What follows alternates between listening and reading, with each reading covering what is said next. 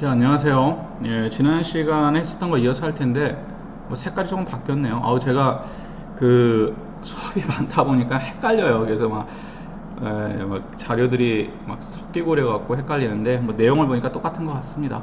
그래서 지난 시간에 우리가 원하고 니드 관련된 거 좀 얘기를 했었죠. 원하고 니드 관련된 거 좀 얘기를 했었고, 어떠한 제품이다. 이제 우리가 이제 트렌드 얘기를 할 때, 그 우선 트렌드가 그냥 여러 가지 이유가 있어서 발생을 하긴 하지만 무엇인가가 우리가 어떤 걸 이런 게 하고 싶어요 한다 이게 아니라 제품군으로 봤을 때 시장에서 학습을 하면서 이것이 무엇인가 우리한테 맞고 학습 결과 괜찮아졌을 때 트렌디화돼서 나타날 수가 있다라는 뭐 그런 얘기를 좀 하면서 시작을 했었습니다. 자, 오늘도 이제 이어서 할 텐데, 자, 그래서 예를 들어서 에스프레소 얘기를 했었죠. 원래 존재하던 제품이었어요. 오래된 제품이고 남유럽에서 마시던 그 쓴 커피, 조금 이렇게 마시는 커피지만 현대인들에게는 새로운 제품으로 다가섰었는데, 이것을 스타벅스에서 시장에서 학습을 시킴으로 인해서 사람들이 이러한 제품들도 있구나, 이런 제품들 괜찮구나 하면서 사용하는, 어떻게 게 보면 하나의 트렌드로 나타날 수 있는 뭐 그런 게 됐다라고 보시면 될 것 같습니다. 자, 한국에 이제 뭐 제가 스타벅스를 얘기를 드는 게 여러분들이 이제 외식 경영 쪽 학생들도 있고 막 많이 섞여 있는데, 여러분들 알다시피 스타벅스 제일 처음에 들어온 거는 90년대 말에 그 이대에 처음 들어왔어요. 이화여대 앞에 처음 이제 1호 매장이 들어왔는데, 이랬을 때 이제 한국이 그 전에 이제 갖고 온, 어떻게 보면은 커피라는 트렌드를 완전히 바꿔버린 기업이 이제 스타벅스기도 한데, 그 전까지는 어떠한 이제 커피를 먹는, 어떻게 보면 트렌드라고 할 수 있죠, 현상이 있었냐면은, 커피숍은 일반적으로 1층에 있지 않았어요. 1층은 없어야 돼요, 원래 커피숍이. 이유는 뭐냐면 임대료 문제 때문에 없었습니다. 그래서 없었는데 이 커피숍이 어떻게 됐죠? 다 2층에 있었어요. 2층이나 좋은 데는 2층, 아니면 3층 지하 이렇게 돼 있었습니다. 그리고 커피가 이런 게 아니라 프림 설탕 타먹는 커피가 대부분이었었어요. 그래서 원두를 이렇게 내려준다든지 뭐 이렇지는 않았어요. 그게 언제까지? 90년대 말 2000년대 초반까지, 2000년대 초반 밤에서 변해지긴 했지만 그랬습니다. 제가 아직도 기억나는 게 제가 대학교 1학년 때, 지금 또 나오겠네, 나이가. 어쨌든 그때 옛날 그 여자친구가 있었겠죠. 여자친구하고 커피숍을 가면 아직도 기억나는데, 2층에 이렇게 있었던 걸로 기억을 해요. 2층에 커피숍이 이렇게 있었었고, 그 좋은 커피숍은 되게 옛날 사람 같다. 그 테이블에 전화기가 있으면 좋은 커피숍이었어요. 핸드폰이 흔치 않았으니까 그 당시에 막 삐삐 있고 그랬었거든요. 자, 이랬었는데 지금은 변했죠.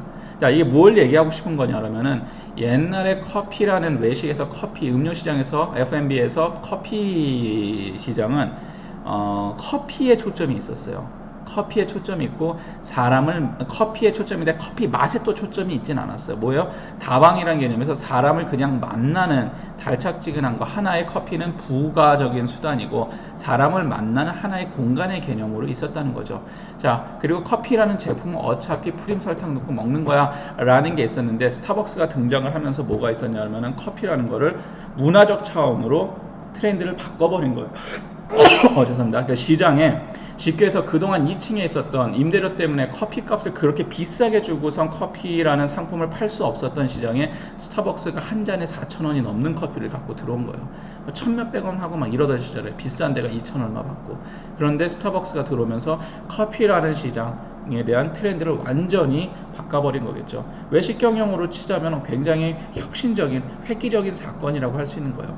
그래서 스타벅스가 들어왔다고 한 번에 다 스타벅스를 몰린 건 아니에요. 스타벅스는 들어왔을 때 커피라는 제품을 판다기보다는 미국식 커피에 세련된 커피라는 게 어떻게 보면 사치품이, 그 당시엔 사치품이었었거든요. 사치품스러운 무엇인가를 시장에서 학습을 계속 시킨 거예요. 시킴으로써 고객들이 어떻게 받아들이죠? 그렇구나. 이것은 무엇인가의 커피가 아니라 커피처럼 보이지만 이 세련된 아메리칸 라이프를 즐길 수 있는 하나의 아메리칸 라이프에 축소된 하나의 상징적인 상품이구나 라고 학습을 하게 되는 거죠. 그 당시에 뭐가 많이 들어왔냐면은 패밀리 레스토랑들도 동시에 막 들어오기 있었어요. 막 TGI 프라이데이라든지 이런 것들이 굉장히 비싼 가격이었습니다. 저는 그 얘기 듣고 미쳤나, 이 가격을 주고 왜 먹나, 이런 학시, 그 당시에 제 기억에 1,500원 막 이랬었거든요. 2,000원 했었나? 굉장히 쌌었단 말이에요. 그런데 그때 2만 원씩 받는 TGI를 보면서 이건 먹을 것이 아니구나, 2, 3만 원 받는 걸 보고 이렇게 놀랐었던 기억이 있어요. 자, 근데 그 제품들이 F&B 시장이 그 당시에 패밀리 레스토랑도 유행을 하기 시작하고 이 커피숍들이 들어오기, 커피빈도 따라서 들어오기 시작하고, 결국 뭐냐면은 시장에다가 하나의 제품을 딱 던져 놓으면서 사람들한테 세련되고 쉽게 해서 인싸들은 이런 걸 먹는 거야 라고 교육을 시킨 거예요. 사람들이 그거에 반응을 했고 좋은 결과를 만들어냈죠. 왜 그 당시에 강남이 아니라 이대에 스타벅스가 1호점으로 들어왔냐 그러면은 지금하고 이대가 좀 틀렸어요. 이대가 90년대까지만 하더라도 패션이라든지 아니면 세련되고 이런 거를 이끌어가는 하나의 공간이었단 말이에요. 그 당시에 홍대는 정말 우중충하고 어둡고 막 이런 애들만 있었어요. 홍대 같은 경우는 락 한다는 애들, 아니면은 막 힙합도 그때는 흔치 않았으니까 막 머리 이렇게 기르고 막 시커멓게 입고 다니는 애들이, 홍대는 굉장히 매니아틱한 동네였었고 대중적인 동네는 이대 신촌이었단 말이죠. 자, 그래서 어쨌든 간에 이러한 것들이 거기 들어오면서 무엇인가의 트렌드를 바꿔가기 시작을 한 겁니다. 자, 그래서 제가 이거를 예를 갖고 들어왔고, 그래서 경험에 의해서 무엇인가가 브랜드가 만들어지게 되죠. 경험에 기초를 해서 브랜드가 만들어져요. TGI 프라이데이가 들어오고 스타벅스가 들어오고, 이러한 것들이 어떠한 브랜드를 만드는 거예요. 이 경험이라는 거는 제품이 퀄리티가 좋아서의 경험도 있겠지만, 이 제품이나 이 서비스를 사용함으로 인해 갖고 무엇인가가 나한테 유형적이든지 무형적이든지 나한테 어떠한 영향을 미친다는 거죠. 그래서 내가 이런 루이비통 백을 들으니까 사람들이 부러운 눈을 쳐다본다든지, 스타벅스 초록색 인어가 그려져 있는 거를 들고 다니면은 사람들이 와, 뭔가 세련돼 보여. 옛날에 타임즈 들고 다니는 사람들이 있었거든요. 굉장히 창피하죠. 지금 생각하면은 막 얼굴이 간질거리는데 그런 사람들이 있었단 말이에요. 왠지 막 이렇게 타임즈 하나 끼고 다니고. 지금은 바보 같다고 그러게 하겠지만, 자, 어쨌든 그랬어요. 그래서 경험에 기초하고, 경험은 브랜드 전략에 의존을 하게 되어 있습니다. 그래서 경험에 따라서 이제 브랜드가 만들어지는 거죠. 일반적으로 이런 경험을 하면, 이런 브랜드를 경험을 했을 때 경험이 이런 브랜드를 써보니까 이런 대우를 받더라, 이 브랜드를 써봤더니만 이성적으로 퀄리티가 좋다 뿐만 아니라 무엇인가 무형적으로 어떤 것이 나한테 오겠다. 그러면 사람들이 브랜드를 형성하게 됐고, 그 브랜드가 어떠한 트렌드를 또 만들어가게 되어 있는 것이고, 자, 이러한 것들이 얘기를 하고 있습니다. 자, 그래서 구매자들을, 자, 여기서 하는 거는 조금 건데, 이제 그 트렌드를 만들어가는, 어떻게 보면은 현실적인 어떠한 이론을 하나 갖고 오는 거예요. 그래서 구매자 티칭, 구매자 학습에 관련된 이론인데, 마케팅에서는 일반적으로 소비자 만족에 관련된 얘기를 많이 하죠. 그런데 현대 마케팅에서는 벌써 이것도 한 20년 가까이 된 이론이긴 해요. 자, 뭐냐면은 기업들이 무엇인가 학습을 시키기 위해서는 가르치는 것도 필요하다라는 겁니다. 그래서 마켓 드라이빙 스트래티지라 해서요. 그래서 소비자가 드라이빙, 마켓을 끌고 하는 게 아니라, 마켓이 소비자가 마켓에 대한 수요를 만든다기보다는 마켓이 끌고 간다는 거예요. 마켓이, 그러니까 시장이 무조건 중심이 된다라는 이론입니다. 그래서 시장이 무엇인가가 형성이 돼. 자, 시장의 가장 중요한 거는 뭐죠? 디맨드죠. 자, 사람들이 원하는 무엇인가를 주는 거는 발명품이에요. 근데 제가 항상 얘기하지만 트렌드나 무엇인가는 뭐예요? 돈을 주고 사야 된다는 거야. 돈을 두고 이 서비스를 이용한다든지, 돈을 주고 이 제품을 산다든지, 이런 게 활성화됐을 때 트렌드가 만들어진다라는 거겠죠. 야, 이런 거를 했을 때 중요한 것은 시장이라는 거예요. 소비자가 아니라 시장에다 초점을 두는 겁니다. 마켓이 끌고 간다라는 거예요. 마켓. 이 얘기는 뭐야? 소비자들이 원하는 거, 새로운 거를, 제품이나 서비스를 만들고 발명하는 게 중요한 게 아니라, 시장에 매칭이 되는 제품을 소비자가 돈을 주고 살 수 있는 그 무엇인가를 한다는 거, 그게 중요하다는 거예요. 이게 쉽게 얘기를 들자면은 생수 시장이라고 보시면 돼요. 2000년대 중반까지도 돈을 주고 생수를 사 먹는다는 게 한국에서는 말이 안 되는 얘기 중에 하나였어요. 2000년대 초중반까지는. 근데 어느 순간에는 돈을 주고 물을 사 마신다라는 거죠. 뭐예요? 시장이 초반에는 사람들이 이해할 수 없었지만 생수 시장이라는 것, 시장이 만들어지기 시작을 하면서 된다는 거야. 그러면 사람들이 내가 돈 주고 사 먹게 물 좀 파세요 했습니까? 하지 않았어요. 그동안 아무도. 그런데 시장에서 이것도 제품으로 해갖고 마케팅을 하고 광고를 하면서 물을 사먹는 트렌디함을 만들어내는 거겠죠. 자, 이러한 트렌드를 잡아내기도 하고 시장에서 무엇인가를 계속 만들어내는 거예요. 그 생산자들이 만들어내는 거고 대표적인 걸로 하죠. 이런 거를 좀 거칠게 얘기하면 구매자를 가르친다라고 합니다. 시장이 구매자들을 좋게 표현하면은 학습시킨다고 하지만 두 번째는 뭐야? 가르친다라고 얘기를 해요. 세게 얘기를 하면은. 자, 기업들이 이 모바일폰이죠. 모바일폰들이 제가 항상 예를 드는 게 소비자가 이거 만들어 달라고 해서 만들어 줬습니까? 아니에요. 스티브 잡스가 쭉쭉쭉 만들어 갖고 딱 던져 놨단 말이야. 써봐, 좋아. 해보니까 일반 거보다 굉장히 좋거든. 일반 핸드폰보다 기능도 많고 작은 컴퓨터를 들고 다니는 게 된단 말이에요. 제가 아직도 기억나는데 제 석사 때 지도 교수님이 그 아일랜드 사람이었어요. 아이리시였는데 머리 하얗고 연세 드신 분이었는데 이분이 좀 어린이틱한 게 있으셔갖고 뭐 이런 얘기하면 좀 그렇지만 톰 오웬스라는 분이었는데 어린이틱한 게 있으셔갖고 제가 이제 이렇게 만나갖고 논문 얘기를 하고 그러면은 이렇게 핸드폰을 이렇게 자꾸 자랑을 하셨어요. 그 당시에 이제 아이폰이 막 나오고 막 유행하던 시기였는데 막 자랑을 하시는 거예요. 그래서 자네 논문도 자네가 쓴 것도 이걸로 본다네 그러면서 막 이걸로 보여주면서 막 나한테 보라고 막 자랑하고 논문 얘기는 안 하고 그냥 핸드폰 자랑하고 그랬었는데 그 교수님이 어쨌든 간에 무슨 얘기냐면은 그러한 분들도 그러니까 결국은 어떠한 제품이 시장에 떨어졌을 때 그 제품에 대해서 내가 학습을 해보니까 무엇인가 훨씬 더 좋고 무엇인가 굉장히 쿨하고 이런 게 있으면은 그것을 계속 쓴다는 거예요. 그러면서 브랜드가 형성이 되는 것이고 자 이렇게 됩니다. 플레이스테이션도 마찬가지고 이렇게 되어 있어요. 자 그러면은 구매자들이 언제 학습하는지에 대한 얘기를 하죠. 세상에 새롭게 등장한 제품이 있어요. 이랬을 때 학습을 합니다. 그래서 이것에 대해서 학습을 해갖고 이게 괜찮구나 아니면 이거는 기존 제품하고 상관없구나 아니면 이건 쓸데없는 제품인가를 소비자들이 판단을 해요. 쓸데없다는 건 뭐야? 괜찮더라도 돈 주고 사기 싫다는 거예요. 돈 주고 살 만한 제품들이 나오면 그게 뭐가 돼요? 하나의 트렌드가 되는 건데 서비스도 마찬가지로 이런 식으로 해요. 세상에 새롭게 등장하는 제품이나 서비스입니다. 예를 들자면 이런 거예요. 트렌드도 이런 식으로 설명을 제가 하는 이유는 뭐냐 그러면은 자 호텔로 한번 예를 들어서 설명을 할게요. 자 호텔이 요새 많은 호텔들 중에서 하고 있는 서비스가 뭐냐면은 미니바가 있습니다. 호텔에 그것을 원래 다 비싼 돈을 주고 호텔에서는 팔았어요. 그런데 어느 순간부터 미니바가 무료인 호텔들이 굉장히 많아졌죠.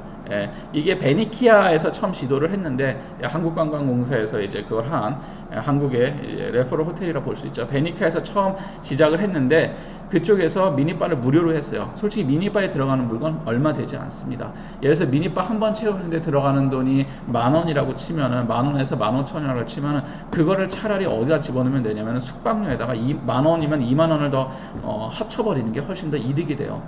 그런데 사람 입장에서는 어때요? 와 호텔 미니바는 되게 비싸다라고 나는 벌써 어떻게 돼 있어요? 인식을 하고 있죠. 그런데 미니바가 무료라고 시장에다 풀기 시작을 합니다. 학습을 하죠. 야 이거 뭔가 좋은데 굉장히 무엇인가 공짜로 얻어가는 것 같아. 이게 새롭게 등장한 뭐예요? 서비스예요. 미니바가 있었어요? 없었어요? 있었죠. 앞에 제가 얘기했었던 이거랑 다를 게 하나도 없다라는 거예요. 에스프레소랑. 존재하던 거였어요. 존재하던 건데 어떻게 했습니까? 새로운 양식으로 세상에 던지면 이거는 새로운 제품이에요. 그러면 무료 미니바는 새로운 서비스가 되겠죠. 호텔 입장에서. 그러니까 어떻게 됩니까? 요새는 트렌디하게 한 호텔들 같은 경우는 미니바를 다 무료로 제공을 하는 거예요.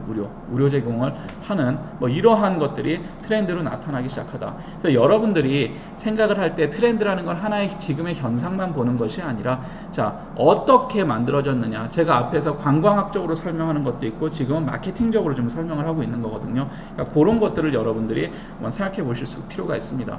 자 그런데 자, 학습할 때 새롭게 등장한 제품이 있으면은 이것을 학습을 해서 고객들이 아 좋구나 이 서비스는 좋구나 무료 이미지는 좋구나 이렇게 생각을 해요. 자 생각을 하는데 자 문제는 뭐냐면은 경쟁 우위 전략을 제가 얘기하면서 뭐가 있었죠?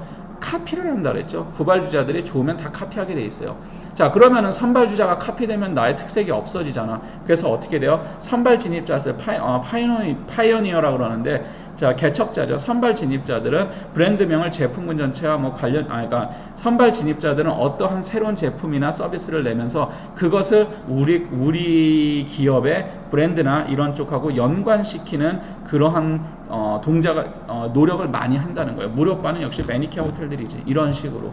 자, 그래서 그 브랜드명을 제품군 전체와 관련짓게 하는 그러한 노력을 한다라는 거예요. 그래서 예를 들어서 쉽게 얘기하면 코카콜라라고 칩시다. 코카콜라가 콜라 시장의 선발 진입자예요. 새롭게 제품을 해서 고객들이 먹어보니까 좋네, 좋아. 그럼 코카콜라라는 거는 어떻게 되냐? 코카콜라는 브랜드가 각인이 되겠죠. 각인이 되면은 이제 코카콜라에서 새롭게 나오는 제품들도 뭐와 연결시켜요? 코카콜라와 연결시킨다는 거예요. 이건 장점이 될 수도 있고 단점이 될 수도 있습니다. 쉽게 얘기하면은 삼성이라는 기업이 갖고 있는 그 어떻게 보면은 전자 기업에서 선발 진입자는 아니지만 새로운 제품을 내면서 이 전자 업계에서 1등이라는 브랜드를 각인을 시키면 사람들은 어떻게 해요? 삼성에 들어가면 다 최고고 좋다라고 인지를 하게 된다는 거죠. 자, 반면에 삼성전자가 그렇게 사람들한테 각인을 시켰으면 삼성전자가 있고 전자기업이 갖고 있는 차가움이라든지 이러한 것들이 영향을 미칠 수도 있는 거예요. 그래서 삼성에서 처음에 제일모직에서 삼성 계열사에서 만들었던 옷들이 삼성, 제일모직 이런 식으로 처음에 팔았어요. 빈풀 나오기 전에는. 자, 사람들이 어떻게 돼요? 무엇인가 브랜드는 좋고 왠지 믿음직스러운 건 있지만 패션하고는 거리가 멀잖아요. 그래서 이런 얘기를 이제 외국에서 얘기를 하면은 사람들이 기겁을 해요. 삼성이 옷을 만들어 막 이런 얘기를 한단 말이에요. 삼성이 만들진 않지만 어쨌든 제일모직 계열사 중에서 하나가 만들었었죠. 그래서 다른 이름으로 이제 브랜드를 만들게 되는 뭐 이러한 것들도 나온다는 거예요. 자, 트렌드라는 것도 어떻게 보면은 구매자들이 그것에서 학습을 하게 되면은 무엇인가에 대해서 제품에 대해서 브랜드 인식을 갖게 된다라는 겁니다. 호텔도 마찬가지고 외식업도 마찬가지예요. 제록스나 레비스랜드, 리바이스 같은 상표들도 결국은 그런 식으로 무엇인가 브랜드에 대한 이미지를 형성하게 되는 거죠. 호텔이나 레스토랑이나 아니면 여행에 관련된 것, 특히 F&B 파트 쪽 같은 경우에는 이런 구매자 학습 효과가 굉장히 크게 나타나요. 어떤 호텔, 어떠한 레스토랑, 특히 호텔 브랜드 같은 경우에 사람들이 어떤 브랜드를 인지를 하게 되죠. 그런데 이렇게 브랜드명이라는 것은 무엇이다? 등장한 제품에 대한 고객들의 경험에 의해서 형성이 되더라. 근데 이 경험이라는 간접 경험과 직접 경험 둘 다 존재한다. 뭐 이렇게 보시면 될 것 같습니다. 자, 그렇다면은 제품이 진화가 일어나기도 해요. 자, 진화가 일어나면서 어떠한 또 새로운 트렌드를 만들어내기도 합니다. 예를 들면 제가 볼보 얘기를 많이 하는데 리포지셔닝이라는 작업을 통했어요. 볼보가 이제 중국 자본이 들어가면서 뭐 중국차다 뭐 이런 얘기를 하는 사람들도 있지만 원래 스웨덴 브랜드입니다. 근데 볼보의 특징은 이렇게 각진 차예요. 각진 게 갖고 있는 이미지 자체는 뭐냐면 안전하다, 그래도 보수적이다, 뭐 이런 게 있지만 단점은 뭐 어떤 게 있냐면은 재미없다, 촌스럽다, 디자인이 후졌다 이런 얘기가 있습니다. 그러다 보니까 이러한 제품이 어느 순간에는 진화가 필요합니다. 그래서 리포지셔닝 전략이라는 걸 해요. 이 리포지션이 잘 이루어지기 시작하면은 어떤 게 되냐면 이 포지셔닝으로 만들어진 게 하나의 그 사회 트렌드로서 자리를 잡게 돼요. 예를 들자면 지금 사람들이 자동차 같은 경우는 눈매나 이런 게 과거에 비해서 굉장히 날카로워지고 있는 형식으로 변하고 있다라고 얘기를 합니다. 자, 제품 분석하는 마케터들이. 자, 이유는 뭐냐면은 세상이 갈수록 훨씬 더 경쟁적이고 날카로워지고 치열해지기 때문에 눈이 이렇게 자꾸 찢어진 차들이 많이 나오기 시작한다고 얘기를 해요. 이런 상품 심리학이나 이런 거 하는 사람들이. 자, 그러면 뭐냐 그러면은 그러한 트렌드, 그러한 사회 현상이 일어나면서 제품들 자체가 어떻게 돼요? 그런 식의 이제 영향을 미치겠죠. 그러면은 그런 디자인을 쓰지 않았던 볼보라는 기업이라든지 뭐 이런 여러 기업들이 그러한 트렌드를 따라갈 수밖에 없다라는 거예요. 제품을 팔기 위해서는. 이러면서 그 기업들도 어쨌든 간에 리포지셔닝, 그 트렌드를 따라가는 그러한 모습을 갖고 올 수밖에 없고. 자, 뭐 이런 식이에요. 자, 호텔 같은 경우에도 마찬가지예요. 호텔이나 F&B나 관광 사업 같은 경우에도 특히 이번엔 여행사로 제가 예를 들자면은 그동안 여행사라는 거는 편하게 무엇인가를 하든지 패키지 투어를 하든지 아니면 FIT로 완전 여행사와 등지고 가든지 이런 식으로 진행이 됐었다면은 어떤 식으로 일어나면은 이제 여행사가 그런 식으로 패키지만 손대고 FIT는 버리고 이게 아니라 진화가 일어난 거죠. 이 패키지 자체도 쪼개기 시작을 하는 거죠. 그래서 이 패키지가 고객들이 직접 짤 수 있게 한다든지 FIT적인 요소를 집어서 진화를 발생시킨다든지 아니면은 여기서 고객들은 같이 다는 게 싫더라. 패키지의 편안함은 좋지만 뭐 무엇인가 같이 활동하는 걸 싫더라. 그러면 어떻게 돼요? 뭐 에어텔 같은 상품으로 진화를 시켜서 제품을 판다든지 뭐 이런 식의 현상들이 일어나게 된다라는 겁니다. 자, 그래서 이러한 뭐 문제들이 있고, 혹은 가치 혁신이 발생할 때가 있습니다. 자, 스타벅스가 대표적인 기업인데, 여러분들은 이제 외식 경영 파트도 있기 때문에 제가 스타벅스를 갖고 왔는데, 자, 스타벅스 같은 경우에 가치가 과거에 이제 뒤에 있나? 스타벅스 얘가 뒤에 하나 있는데, 스타벅스라는 기업이 커피를 그냥 원래는 원두하고 그런 거를 이제 스파이시스를 수입하고 이러는 회사였었어요. 유통회사였는데 얘네들이 이제 고급 커피 이러면서 서비스 산업으로 진출을 하게 됐죠. 그래서 가치의 혁신이라는 거는 커피를 마신다라는 거를 어떤 혁신으로 바꿨죠? 그 문화, 커피라는 문화라는 커피 문화라는 걸로 가치를 혁신을 이뤄낸 거죠. 그러면서 어떻게 돼요? 커피는 그냥 마시는 음료가 아니라 문화라는 식으로, 문화 소비라는 식으로 혁신을 만들어서 트렌드를 바꿔가 버리는 그러한 현상이 나타난 겁니다. 쉽게 해서 여러분들이 커피 마시는 거랑 콜라 마시는 거랑 달라요. 콜라를 콜라 마시는 매장이 있나요? 없죠. 커피는 커피숍이 있어요. 콜라는 콜라 매장이 있어요? 없단 말이야. 카트는 음료예요. 그러면 오케이, 보리차 마시는 매장, 뭐 차 매장도 있긴 하지만 차를 마시는 매장보다는 커피 매장이 훨씬 더 대중화가 됐고, 커피는 무엇인가 커피만이 중요한 게 아니라 커피숍 내의 인테리어라든지 이러한 것들을 다 갖고 온단 말이죠. 그래서 가치의 혁신이 일어난 거예요. 그래서 남유럽식 커피 제조 방법이 이때부터 들어가기 시작한 거죠. 남유럽식 커피 제조 방식 뭐예요? 스팀으로 해갖고 뽑아내는 거, 진한 에스프레소를 뽑아내는 거. 그 전까지는 어떻게 됐습니까? 프렌치 스타일로 해갖고 내려서 흐리게 먹는, 흐리게 뭐 울궈낸다든지 이런 거였었다면 이런 게 나타나기 시작하고, 이러한 것들이 원래 영국이나 독일이나 이런 북미권의 이제 기본이 되는 북유럽권이나 미국에서는 원래 통하지 않는 거였었는데, 미국 북미에서 성공을 하기 시작을 하는 거예요. 이 남유럽식 커피의 이 문화 자체가. 그래서 커피바 개념을 통해서 커피 문화를 재창조했죠. 그냥 커피를 그냥 이렇게 뭐 종이컵에다 마시는, 우리가 식에서 도서관에서 공부하다가 힘들어서 종이커피 마시는 게 아니라 무엇인가 커피바라는 개념을 갖고 들어온 거예요. 커피바가 없었냐? 아니에요. 있었죠. 하지만 재창조시킨 겁니다. 혁신으로. 자, 이런 식으로 했을 때, 이것이 시장에서 학습을 했을 때 이게 매력이 있고 계속 소비가 일어나면 하나의 트렌드가 나타나는 거예요. 그래서 한국이 커피 시장에서 되게 강력한 트렌드로서 이러한 커피의 이런 하나의 트렌드가 있잖아요. 자, 이런 식으로 나타난다라고 보시면 될 것 같습니다. 자, 그 다음에 이제 나오는 게 또 시장에 그렇다면 이제 기업들 간에 어떠한 무엇인가 싸움이 있죠. 경쟁을 해서 어떠한 내가 시장의 리더가 돼요. 리더가 되면 뭘 말한다 그랬죠. 가격을 결정할 수 있고, 가격 결정은 그 시장의 어떠한 판도를 내가 조정할 수 있다는 거예요. 쉽게 얘기하면은 그 시장의 트렌드를 내가 조정할 수 있다는 거예요. 시장에서 가장 강력한 그 마켓 리더가 되면은 트렌드도 내가 만들 수가 있습니다.